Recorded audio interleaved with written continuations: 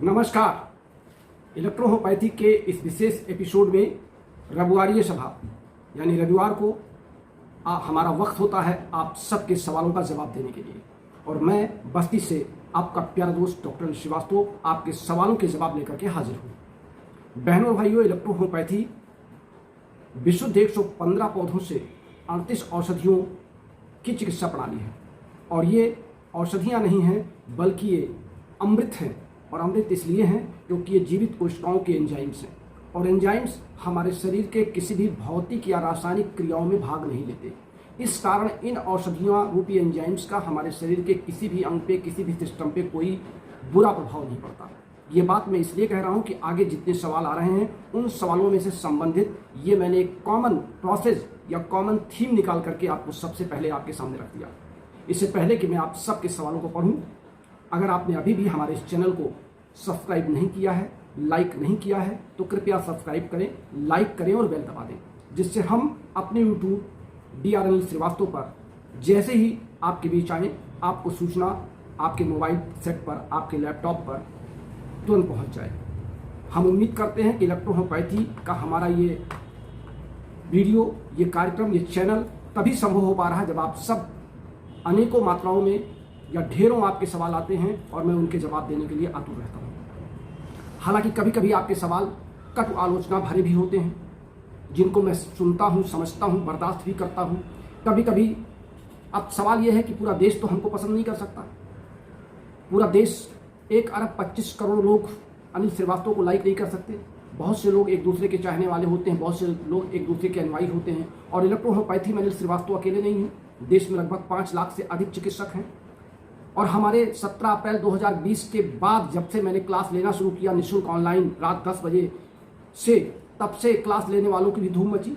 Electrohomoeopathy का नाम जो लोग नहीं जानते थे या जो लोग शर्माते थे इलेक्ट्रोहोम्योपैथिक चिकित्सक अपने आप को कहलाने के लिए, वो भी अब बड़ा सीना खोल करके, ठोक करके मेरे वीडियो देख देख करके क्लास लेने लगे। और कुछ लोग उनके अनुयायी हो गए, तो लोगों ने कहना शुरू कर दिया कि आपसे बेहतर वो, उनसे बेहतर वो, उनसे बेहतर वो। तो ये एक कॉम्पिटिटिव जिसको स्टेज कह सकते हैं, जहां इस स्टेज पर उतर करके व्यक्ति अपने सामने वाले को कितना प्रभावित कर देता है और कितनी यथार्थता और सत्यता के बारे में बताता है। इससे पहले कि मैं आपके सवाल जवाब शुरू करूं, मैं इसी यथार्थ और सच पर हमारे एक साथी हैं रामजीत सिंह, इन्होंने लिखा कि मैंने डॉक्टर अनिल श्रीवास्तव किताब मंगाई, 1650 रुपये इन्होंने मुझसे ठग लिए। इनकी डोरे से इनकी बाइंडिंग है और बकवास किताब है, और इन्होंने लोगों को ठगा है और आप लोग न मंगाए। अब रामजीत सिंह जी से मैं कोई सवाल नहीं करना चाहता, मैं सिर्फ इतना बताना चाहता हूँ कि जब मेरी ये किताब 2021 में 11 जनवरी को लॉन्च हुई थी, और उस समय इसकी बाइंडिंग की कमी मैंने स्वयं व्याख्या कर दिया था कि मेरी इस पुस्तक में जल्दबाजी के चलते बाइंडिंग में कमी रह गई है, और मैंने पूरे देशवासियों से क्षमा मांग लिया था। उसके बावजूद मेरी पुस्तक की लोकप्रियता इतनी ज़्यादा रही कि मुझे दोबारा और तिबारा किताब उसको प्रिंट करवानी पड़ी, और देश ही नहीं विदेश में भी गई।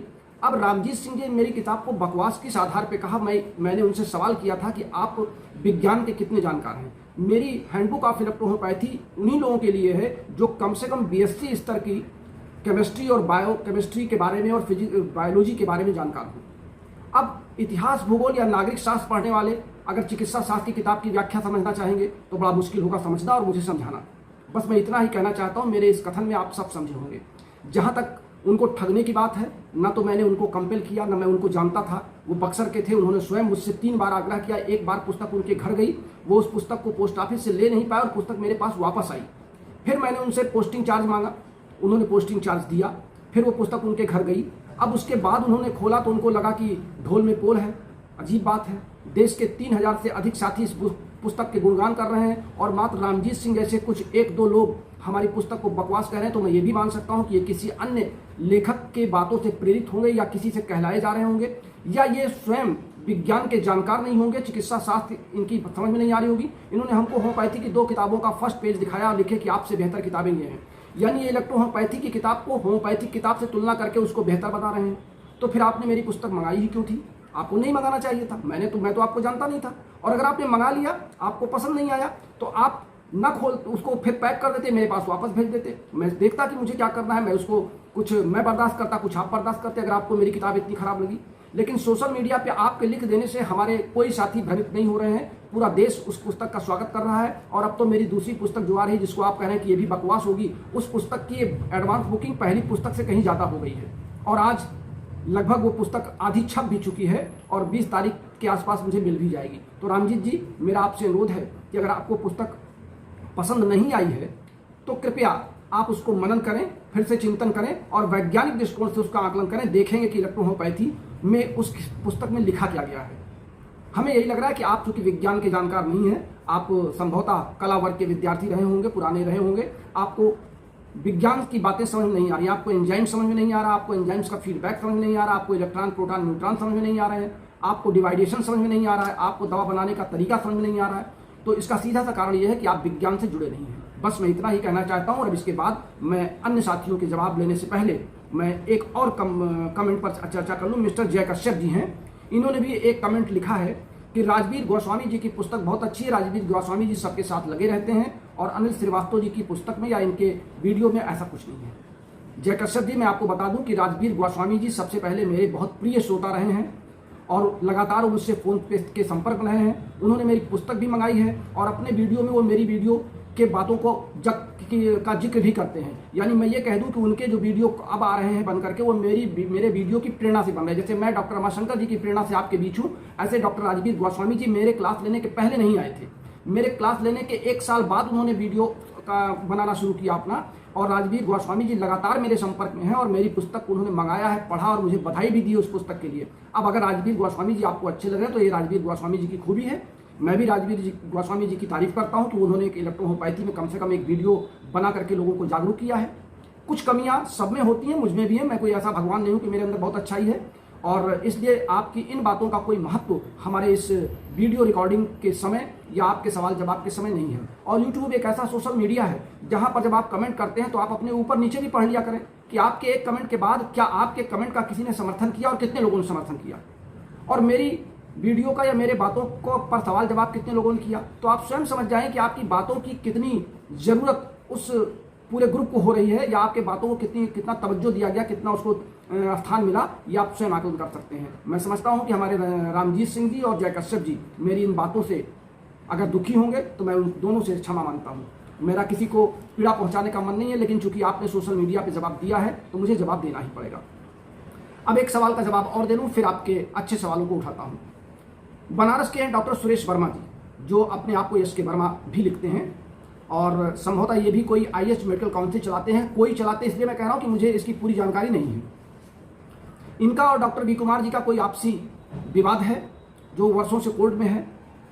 मैंने लिखा कि जब मेरी हैंड प्रैक्टिस ऑफ मेडिसिन की जब मैंने पहला पेज डाला और उस पर लिखा कि पूर्व chief proctor KNH medical college Kanpur, तो इन्होंने तत्काल उस पर एक कमेंट किया कि डॉक्टर अनिल श्रीवास्तव कमला नेहरू इलेक्ट्रोहोम्योपैथिक मेडिकल कॉलेज में कभी भी चीफ प्रॉक्टर नहीं थे और मेरे कॉलेज में नहीं थे।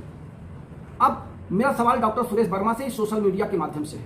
हालांकि कल इन्होंने मुझको फ़ोन पर धमकियां भी दी कि मैं आपके खिलाफ कोर्ट जा रहा हूं और मैं कोर्ट में जाऊंगा और बताऊंगा कि आपने फ्रॉड किया है, आप KNH मेडिकल कॉलेज के पूर्व प्रॉक्टर नहीं थे।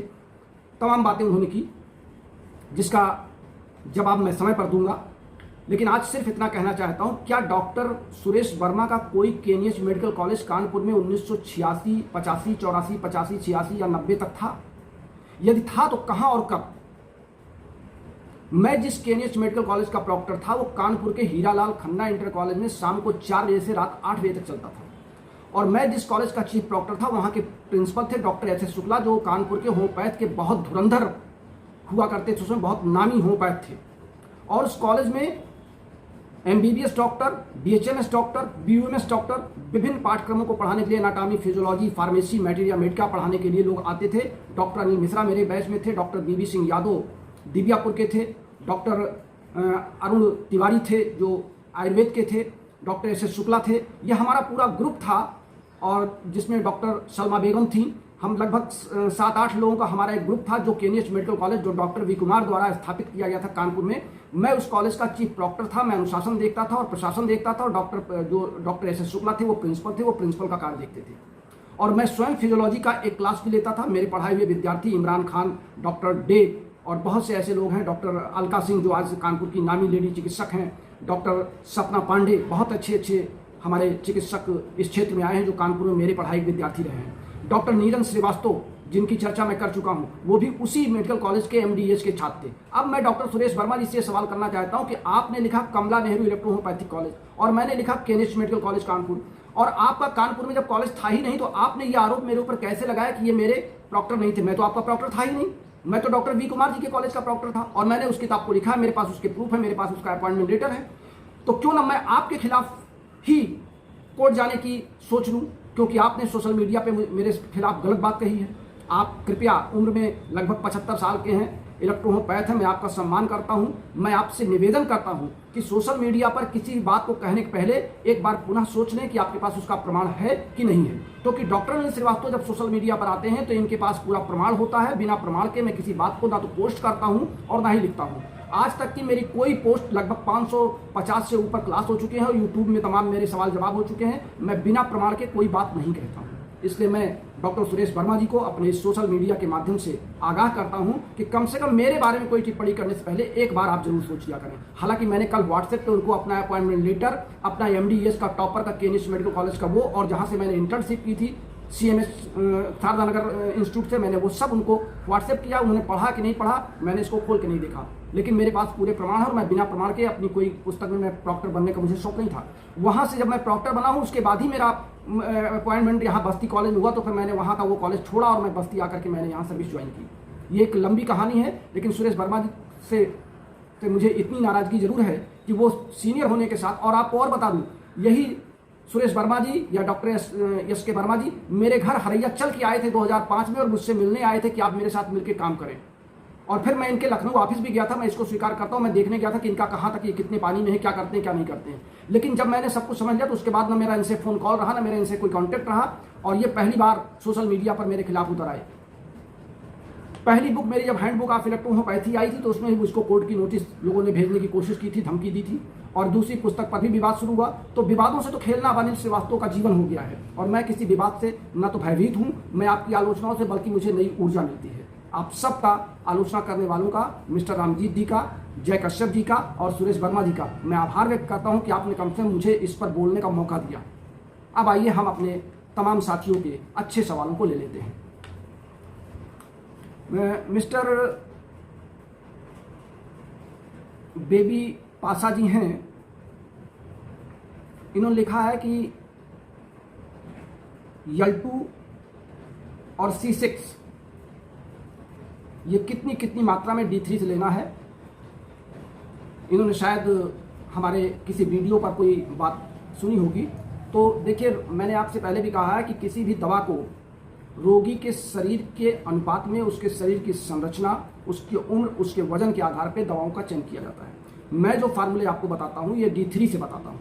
यानी D3 का तात्पर्य हो गया कि जो 5 ml प्लस 450 ml बॉटल में हमने दवा आपको बनवा रखा है, आप उससे निकालेंगे तो न्यूनतम उम्र के आधार पे 2 बूंद से लेकर के आप 50 से 60 बूंद तक, और कभी कभी आपको 100 बूंद तक चयन करना पड़ सकता है। एक्यूट में हमने आपसे कहा है कि आप दवाओं की डोज ज़्यादा रखेंगे और क्रॉनिक में आप दवाओं की डोज कम रखेंगे।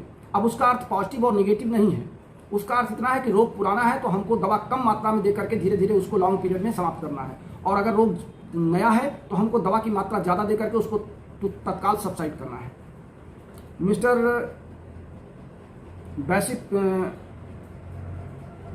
मिस्टर बैसिस यादव हैं और ये कह रहे हैं मुझे हाँ, इन्होंने एक टिप्पणी की है, खूब कमाए सर। मिस्टर वशिष्ठ यादव हैं, खूब कमाए सर। अब इनके मैंने कहाँ से कमाया इसका तो इन्होंने जिक्र नहीं किया है। अब मैंने कमाया कि नहीं कमाया इसकी चिंता इनको क्यों लग गई। मिस्टर राजेश कुमार कह रहे हैं कि BMS कब रिकॉग्नाइज होगा। मिस्टर राजेश कुमार जी, रिकॉग्निशन सरकार के हाथ में है, हम लोग प्रयास कर रहे हैं, रिकॉग्निशन निश्चित होगा, ये हम एश्योर करते हैं आपको, और हमें उम्मीद है कि भारत सरकार जल्द ही इस पर निर्णय लेगी। मिस्टर नागेश ले हैं, इन्होंने पूछा है कि क्या इंसिंडुअल हार्निया बिना सर्जरी के ठीक हो सकता है, और इन्हीं का दूसरा सवाल है कि अच्छी नींद लाने के लिए RE और WE की कितनी मात्रा ली जाए, और S9 की व्याख्या कर दीजिए। मिस्टर नागेश जी, इलेक्ट्रोहोम्योपैथी में सर्जरी का कोई स्थान तो है नहीं। हम लोग सिस्टम ठीक करते हैं, हार्निया की दवा करते हैं, रोगी पर प्रयोग करते हैं। अगर 10 रोगी देखें तो 2 रोगी ठीक भी होते हैं, 3 रोगी ठीक भी होते हैं। गारंटी शब्द का इस्तेमाल कोई डॉक्टर अगर करता है तो वो गलत करता है। गारंटी ठेकेदार दे सकता है, और आज के युग में तो ठेकेदार भी अपनी गारंटी से मुकर जाता है। अब तो वारंटी शब्द आ गया है। वारंटी मीन आप समझते ही हैं, रिप्लेसमेंट ऑफ आइटम। तो हार्निया के ठीक होने न ठीक होने पर मैं इतना कहूँगा कि रोगी की कंडीशन को देख करके किस कंडीशन में रोगी है तभी मैं कोई अपनी राय आपको दे सकता हूँ। आप किसी पर्टिकुलर पेशेंट पर वीडियो कॉल करके हमसे सलाह लें और हम उस रोगी की कंडीशन को समझने के बाद ही अपनी कोई विशेष राय आपको दे सकते हैं। मिस्टर आलोक सिंह, इन्होंने कहा है कि सर ओसीडी पर कुछ और जानकारियां लेकर के आप वीडियो बनाएं। आलोक जी, आपका सवाल मैंने नोट कर लिया है और मैं कोशिश करूंगा कि इस पर जल्द कुछ और अच्छे वीडियो आप तक पहुंचाए जाएं। विधि कंप्यूटर, ये विधि कंप्यूटर के मैनेजिंग डायरेक्टर हैं। इन्होंने लिखा है कि 12 साल से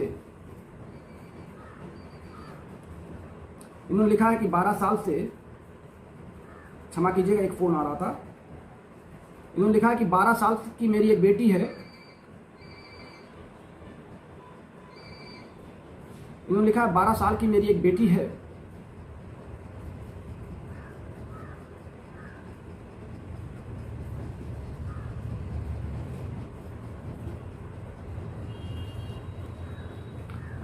मिस्टर निधि कंप्यूटर लिखा है 12 साल की मेरी एक बेटी है और वो बेल्स पलासी, इन्होंने एक शब्द लिखा है बेल्स पलासी की शिकार है और वोमिटिंग कर देती है, कुछ भी खाती नहीं है, इसके बारे में दवा बताएं। तो विधि कंप्यूटर जी, मेरा आपसे अनुरोध है कि आप हमारे शाम को 4 से 6 के बीच में आप हमको वीडियो कॉल कर दें। अपनी बेटी को एक बार दिखा दीजिए, उसके फिजिकल कंडीशन में देख लूँ और बेटी से मेरी बात करवा दीजिए। वो क्या महसूस करती है या आपको क्या लगता है, अगर आपने कोई जांच कराई हो तो उसकी रिपोर्ट हमें भेज दें, फिर मैं इस पर आपको कोई राय नहीं दे पाऊंगा। हमारा फ़ोन कॉल नंबर है 9793252355। आप इस पर वीडियो कॉल भी कर सकते हैं और अपने हमसे कॉल भी कर सकते हैं। मिस्टर सतीश कुमार कह रहे हैं कि दवा इलेक्ट्रोहोम्योपैथी की बहुत महंगी है और लोग कहते हैं बड़ी सस्ती है। सतीश कुमार जी, इस कंपटीशन के दौर में और व्यापारिक होड़ के दौर में हम किसी भी चिकित्सा पद्धति की दवा को अब सस्ती नहीं कह सकते। हालांकि मैं एक इलेक्ट्रोहोम्योपैथ होने के नाते ये जरूर कहता हूँ कि एक रोगी की कम से कम आज के इस महंगाई के युग में सीसी, पैकिंग, ढक्कन और प्लस दवा बनाना, डिस्टिल वाटर खरीदना, आरएस खरीदना, गोली खरीदना, ये सब मिला करके एक रोगी पर अगर हम 5 से 6 दवाएं यूज करने के लिए देते हैं या 4 शीशियाँ उसको देते हैं तो स्वाभाविक है कि एक दिन की दवा लगभग 50 से 100 रुपये के बीच प्रतिदिन पड़ेगी। और यही अगर आप अन्य चिकित्सा पद्धति में जाएंगे तो दवाओं की तुलना कर सकते हैं।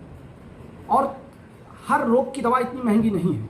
इलेक्ट्रोहोम्योपैथी में दवाओं के कॉम्बिनेशन पर, उनके बनाने की विधि पर ये कीमत तय करते हैं कि हमको कितनी दवाएं लेनी है, उसके क्या क्या डोज लेने, और वो दवाएं हमको कंपनी से किस रेट में मिली हैं, हमको उसका कैसे यूज करना और हमने उसको मेंटेन करने में, प्रिपेयर करने में पहले कितना व्यय किया है। जैसे जब हम D1 मंगाएंगे तो हमारा कॉस्ट बढ़ जाएगा, हम D2 मंगाएंगे हमारा कॉस्ट बढ़ जाएगा, लेकिन जब D3 मंगाएंगे तो फिर हमको 450 ml में कन्वर्ट करने के लिए हमको उतना डिस्टिल वाटर चाहिए, उतनी दवाएं चाहिए, उतनी शीशी चाहिए, उतनी उसकी पैकिंग चाहिए, और फिर उसमें निकाल के जो हम मरीजों को देते हैं। अगर हमने 4 शीशी लिया, आज की 1 शीशी का दाम जो प्लास्टिक की शीशी आती है 100 ml की, वो 5 रुपये और ढक्कन और ड्रॉपर सहित मिला करके लगभग वो 7.5 रुपये जाती है। 7.5 रुपये की हमारी शीशी हो गई। फिर दवा, डिस्टिल वाटर डालना और तमाम तरह की दवाओं को मिलाना और फिर इसके बाद अपना कुछ मेहनताना उसमें रखना। तो मैं समझता हूँ 50 रुपये से 100 रुपये की दवा गंभीर रोगों में एक दिन की बहुत महंगी तो नहीं है, लेकिन अगर आपको महंगी लगती है तो मैं क्षमा चाहूँगा कि आप अपने निकटतम डॉक्टर से एक बार जरूर सलाह लें। और महंगी इसलिए भी हो जाती है कि साथ में जो पेटेंट लोग देते हैं, मैं पेटेंट तो पहले मना करता हूँ, पेटेंट ना दिया जाए। जब पेटेंट पकड़ा देते हैं तो पेटेंट का तो कोई दाम तय होता नहीं है, जो भी ले लें चिकित्सक, और पेटेंट में ही आजकल सारे चिकित्सक रोगियों को बेवकूफ़ बनाते हैं। 4 दवाएं उन्होंने ओरिजिनल दिया और 2 ठो सिरप पकड़ा दिया, 1 ठो कोई टॉनिक पकड़ा दिया और कहा आप इतना रुपया दे दीजिए, तो स्वाभाविक है कि उसका दाम बढ़ जाएगा। लेकिन इलेक्ट्रोहोम्योपैथी में ये खेल बहुत दिन तक नहीं चल पाएगा। इलेक्ट्रोहोम्योपैथी केवल 38 औषधियों की चिकित्सा प्रणाली है और इसकी सार्थकता समय पर सिद्ध हो रही है। मिस्टर धनंजय त्रिपाठी जी कह रहे हैं कि अगर इलेक्ट्रोहोम्योपैथी इतनी कारगर है तो अब तक देश में इसको मान्यता क्यों नहीं मिली। धनंजय त्रिपाठी जी, आप शायद हमारे नए श्रोता हैं। इसके पहले 550 वीडियो मेरे बन चुके हैं और इन तरह के सवालों के जवाब मैं कई बार दे चुका हूं। लेकिन चूंकि आपका सवाल है, जवाब मुझे देना ही है। सवाल आपने किया है कि अब तक देश में मान्यता क्यों नहीं मिली। दरअसल इसको देश में ही नहीं, अभी विदेश में भी कहीं मान्यता नहीं मिली और भारत शायद पहला देश बनेगा जो इलेक्ट्रोहोम्योपैथी को मान्यता देगा, क्योंकि भारत का पहला राज्य राजस्थान है जिसने इलेक्ट्रोहोम्योपैथी को मान्यता अपने स्टेट में दी। उत्तर प्रदेश में भी इसकी लड़ाई शुरू हो गई है। मध्य प्रदेश में ये आगे बढ़ गया था लेकिन कुछ राजनीतिक कारणों से फिर पीछे हो गया। छत्तीसगढ़ में इसको मान्यता मिल चुकी थी लेकिन सरकार बदलने के बाद वहाँ भी कुछ हेराफेरी हो गई। अब आपके सवाल का सीधा जवाब मैं दे दूँ कि इलेक्ट्रोहोम्योपैथी भारत में होम्योपैथी के समकक्ष आई, लेकिन राजनीतिक पहलू बदलते रहे। इलेक्ट्रोहोम्योपैथी को लोग दूसरी पैथी वाले होम्योपैथी के नाम पर एक नई चिकित्सा विधि को बताने का एक नाटक करते रहे। उन्होंने कहा कि इलेक्ट्रो शब्द लगा करके ये हमारे साथ खिलवाड़ कर रहे हैं, इलेक्ट्रोहोम्योपैथी कोई चिकित्सा विधि नहीं है। बाद में इसकी जांच कराई गई, विदेशों से इसके रिकॉर्ड मंगाए गए, तमाम इसकी पुस्तकें रखी गई और इस तरह ये लड़ाई फिर सुप्रीम कोर्ट तक पहुंची। सुप्रीम कोर्ट ने हमको आदेश दिया कि नहीं, ये विज्ञान है और विज्ञान पर किसी को शोध कार्य करने से रोका नहीं जा सकता। और सुप्रीम कोर्ट ने स्पष्ट कहा कि आप इसको, केंद्र सरकार को निर्देश दिया कि आप इसके लिए कानून बनाइए। केंद्र सरकार ने सुप्रीम कोर्ट के उस आदेश का पालन करते हुए एक स्पष्ट आदेश कर दिया कि इलेक्ट्रोहोम्योपैथी के चिकित्सा शिक्षा और प्रैक्टिस पर फिलहाल शोध कार्य पर कोई रोक नहीं है। और उन्होंने इसको लिए एक आईडीसी कमेटी बना दी। आईडीसी कमेटी लगभग 5 से 6 दौर हमारे विशेषज्ञों से बात कर चुकी है। कुछ उनके सवाल हैं, कुछ हमारे जवाब हैं, कुछ हमारे सवाल हैं, कुछ उनके जवाब हैं और ये सवाल जवाब का दौर चल रहा है। इस बीच केंद्रीय स्वास्थ्य मंत्रालय को इलेक्ट्रोहोम्योपैथी के बारे में पूरी जानकारी है। ऐसा नहीं है कि देश में जानकारी नहीं और ऐसा भी नहीं कि इसके बारे में कोई सवाल जवाब चल नहीं रहा है। अब सवाल ये है कि ये काम चूंकि सरकार का है, सरकार राजनीतिक प्रभाव में किस रूप में कब क्या निर्णय लेती है इसके बारे में कुछ कहा नहीं जा सकता। इसलिए मैं आपको आश्वस्त कर दूं कि भारत सरकार जल्द ही इसकी मान्यता पर निर्णय लेगी। IDRF इस्लामिक दवा रिसर्च ने कहा है कि सर 5 ml प्लस 445 ml मिलाने के बाद हम रोगी को कैसे दें। तो देखिए, रोगी को देने के लिए मैंने अभी इसके पहले सवाल में जवाब दिया कि रोगी को उसके शारीरिक दशा के अनुरूप और रोग की गंभीरता को समझते हुए एज ए फिजिशियन आपको डोज तय करना है। डोज डॉक्टर ने श्रीवास्तव नहीं बताएंगे। रोगी आपके सामने है, रोगी की दशा आपके सामने है, रोगी कंडीशन आपने देखी है, दवा की डोज आप तय करेंगे। आप मुझसे सलाह ले सकते हैं कि सर रोगी की ये कंडीशन है, मैं इसमें ये दवा दे रहा हूँ इतनी इतनी मात्रा में, आपकी क्या राय है। लेकिन मैं किसी रोगी के डोज की बात कैसे कह सकता हूँ कि नहीं आप फिक्स 50 बूंद दें और पता चला आपके यहाँ 2 साल का बच्चा आ गया, आपने उसको भी 50 बूंद दे दिया। तो बच्चे का शरीर तो छोटा होता है, 50 बूंद उसके लिए बहुत बेकार ज़्यादा है। हालांकि इलेक्ट्रोहोम्योपैथिक दवा कोई साइड इफेक्ट नहीं है, लेकिन अधिक दवा देने की जरूरत क्या है। इसलिए कृपया डोज को स्वयं तय करें। मिस्टर अंकुर से ही हैं, इन्होंने पूछा है मजाक में कि क्या 2050 तक मान्यता मिल जाएगी। अंकुर जी आश्वस्त रहिए, 2050 तो बहुत दूर है, इलेक्ट्रोहोम्योपैथी की मान्यता बहुत जल्द मिलेगी। एक बहुत अच्छा सवाल है, माइंड होम्योपैथिक कोई ग्रुप है और उसके ग्रुप संचालक ने लिखा है कि सर इलेक्ट्रोहोम्योपैथी के प्रचार और प्रसार में आपका योगदान बहुत महत्वपूर्ण है और आप लोगों को जागरूक कर रहे हैं। और होम्योपैथी की तरह मैं आपसे अनुरोध करता हूं कि आप किसी रोग पर रोगी को दवा कब कब दी गई, किन किन अंतराल पे दी गई और फिर उसके क्या क्या परिणाम हुए, अगर आप इस पर किसी एक रोग पर चर्चा करें तो शायद बेहतर होगा। बहुत ही अच्छा सुझाव है, मैं आगे इस पर भी अपनी क्रिया करने की मूड में हूं और मैं निश्चित रूप से इस तरह के वीडियो भी आप तक पहुंचाऊंगा। मिस्टर विकास कुमार हैं, इनका एक बहुत हमारे पुराने वीडियो पर बड़ा अजीब सा सवाल फिर है। इन्होंने लिखा है कि आपने एक इंटरव्यू में कहा था कि भोजन करते समय पानी पीना बहुत ज़रूरी है, जबकि विभिन्न लोग आपके विपरीत बताते हैं, क्या ये सच है? मिस्टर विकास कुमार जी, आप मेरे शरीर को देखिए, मेरी उम्र 59 वर्ष पूरी होने जा रही है 6 महीने बाद और मैं 60 वर्ष में शुरू हो जाऊंगा। मैं भोजन करते समय 1 लोटा, और इतना बड़ा लोटा जिसमें लगभग 1 से 1.5 लीटर पानी, लगभग 1.25 लीटर पानी उसमें आता है, और मैं भोजन के साथ उस पानी को पी लेता हूं। और मैं आपके सामने हेल्दी हूं, स्वस्थ हूं, प्रसन्न हूं, रात में अच्छी नींद लेता हूं, 18 से 20 घंटे में काम करता हूं, लगातार मैं लिखता हूँ, पढ़ता हूँ, कॉलेज की ड्यूटी करता हूँ, रोगी देखता हूँ, पुस्तक लिखता हूँ और भाग दौड़ करता हूँ, और पैदल भी लगभग 2 किलोमीटर पैदल मेरा अप डाउन हो ही जाता है, और मेरा पेट प्रतिदिन सुबह उठते ही साफ हो जाता है। तो आप मेरे शरीर से आप अंदाज़ा लगा लें कि पानी, भोजन करते समय पानी पीना कितना अनिवार्य है। जो लोग भोजन के 2 घंटे बाद पानी पीने की बात करते हैं, मैंने उनसे सवाल किया था कि किस मेडिकल की बुक में ये लिखा है कि भोजन के साथ पानी नहीं लेना चाहिए। आज तक किसी ने उस मेडिकल बुक का पन्ना मुझे नहीं दिखाया, जबकि मैंने जितनी किताबें पढ़ी हैं फिजियोलॉजी में, मैंने उसमें देखा है कि पानी एक महत्वपूर्ण अंग है हमारे पाचन क्रिया का, और शरीर में 90% पार्ट पानी का है। हमारी हड्डियों को छोड़ दें तो मांसपेशियां गलने के बाद सिर्फ पानी है, साइटोप्लाज्म भी पानी है, हमारा टिश्यू फ्लूइड भी पानी है, हमारे कोशिका के अंदर जितने पार्ट हैं सब पानी ही है। जलने के बाद अवशेष क्या बचता है मृत्यु के बाद, आप देखते ही हैं।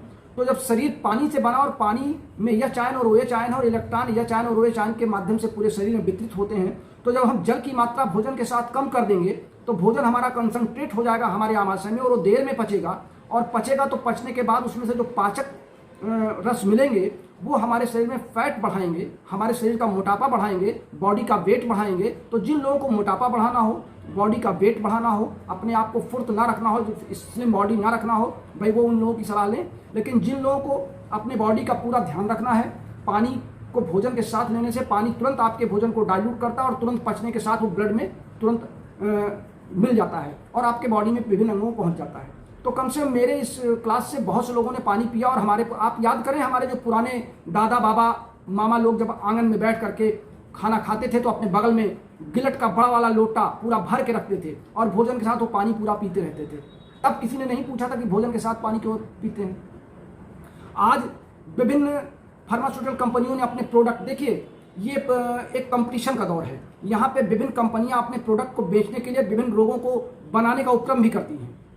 हम जब खाना खा करके पानी देर में पिएंगे तो हमारे शरीर में फैट बढ़ेगा, मोटापा बढ़ेगा, तमाम तरह की दिक्कतें आएंगी, फिर उसके लिए तमाम दवाइयाँ हमको लेनी पड़ेंगी।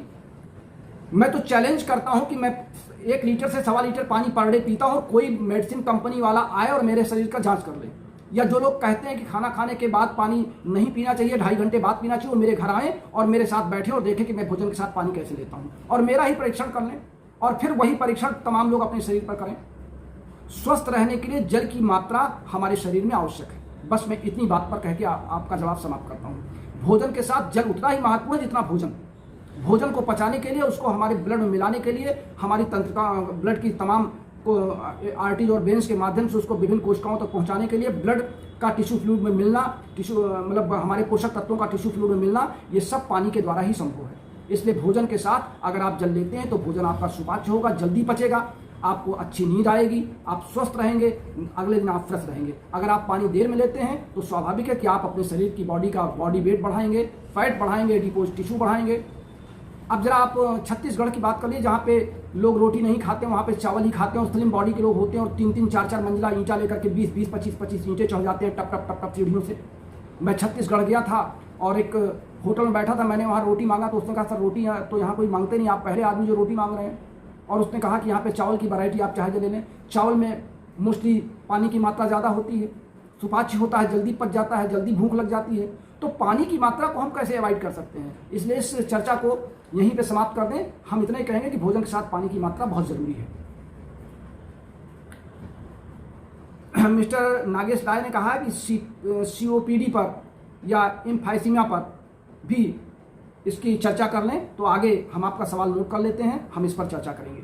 तो बहनों और भाइयों, इलेक्ट्रोहोम्योपैथी के चाहने वालों, हमारे शुभचिंतकों, अगर आज के इस वीडियो कार्यक्रम में हमारे किसी साथी को मेरी बात से कोई कष्ट हुआ हो तो सोशल मीडिया के माध्यम से मैं उनसे एक बार क्षमा मांग लेता हूँ। मैं अपनी बातों को सच कहने के लिए जाना जाता हूँ, और सच के लिए अगर मुझे अपनी जान की कुर्बानी देनी पड़े या मुझे इसके लिए कोई सजा भुगतनी पड़े तो मैं तैयार हूँ, लेकिन मेरा सच सबके सामने आता है। मैं जो कहता हूँ वो मैं करके दिखाता हूँ। मैं कभी भी गलत बात को प्रेशर नहीं देता, गलत बातों पर मैं जिद नहीं करता, लेकिन अपनी बात पर मैं अड़ा तब तक रहता हूं जब तक कि मैं उसका प्रमाण दे ना ले जाऊं। इसलिए आप सबको बहुत बहुत धन्यवाद आज के इस लंबे कार्यक्रम के लिए। आप सब स्वस्थ रहें, मन से रहें, इलेक्ट्रोहोम्योपैथी अपनाइए और जिंदगी को खुशहाल बनाइए। नमस्कार।